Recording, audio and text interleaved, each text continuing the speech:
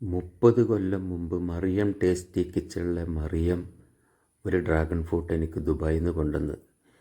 പക്ഷെ വീട്ടിലെത്തിയിട്ട് എല്ലാവർക്കും കൺഫ്യൂഷൻ. ഇത് വള്ളിമേലാണ് ഉണ്ടാവല്, മരത്തിലാണ് ഉണ്ടാവല്, ചെടിയിലാണ് ഉണ്ടാവല്. കുറച്ചൊക്കെ ഒരു വിവരം വിദ്യാഭ്യാസമുള്ള ഞാൻ പറഞ്ഞു ഇത് ഉരുളക്കിഴങ്ങും ഉള്ളിയൊക്കെ ഉണ്ടാകുന്നത് പോലെ മണ്ണിനടിയിലാണ് ഇത് ഉണ്ടാവുക എന്നുള്ളൊരു ഉറച്ച വിശ്വാസത്തിൽ അവിടെ നിന്നു.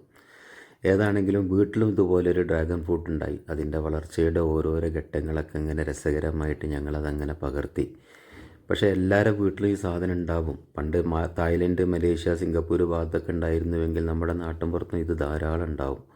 ഓരോരുത്തരും ഓരോ വീട്ടിൽ ഓരോന്നെങ്കിലും ഡ്രാഗൺ ഫ്രൂട്ട് വെക്കുകയാണെങ്കിൽ ഒരു 10 ഉണ്ടെങ്കിൽ ഒരു വീട്ടിലേക്കുള്ള എല്ലാ ഡ്രാഗൺ ഫ്രൂട്ടും നമുക്ക് സന്തുഷ്ടമായിട്ട് കഴിക്കാൻ കഴിയും. പല വെറൈറ്റികളുണ്ട് ഇതിനകത്ത്. ഞങ്ങൾക്ക് കിട്ടിയത് ചുവപ്പ് കളറാണ്.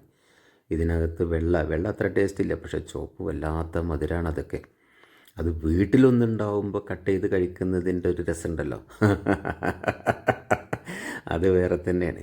പക്ഷേ ഇങ്ങനെയല്ല അത് മുറിക്കേണ്ട മെത്തേഡ്സൊക്കെ വേറെ ഉണ്ട്. പക്ഷേ വീട്ടിലെ മെമ്പർമാരുടെ എണ്ണം കാരണം ഓരോരുത്തർക്ക് തൊലി വേണ്ടത് അവർ കളഞ്ഞ് കഴിക്കുക.